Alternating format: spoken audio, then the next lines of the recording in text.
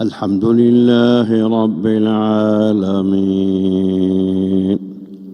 الرحمن الرحيم مالك يوم الدين إياك نعبد وإياك نستعين اهدنا الصراط المستقيم صراط الذين أنعمت عليهم غير المغضوب عليهم ولا الضالين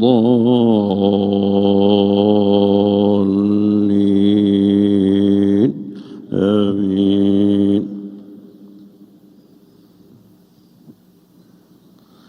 واعبدوا الله ولا تشركوا به شيئا وبالوالدين إحسانا وبذي القربى واليتامى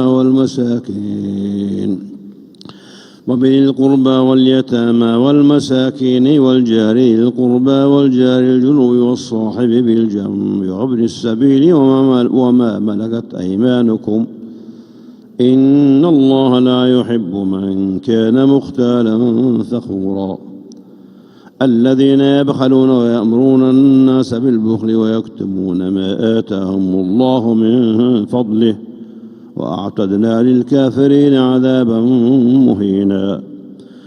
والذين ينفقون أموالهم رئاء الناس ولا يؤمنون بالله ولا باليوم الآخر ومن يكن الشيطان له قرينا فساء قرينا.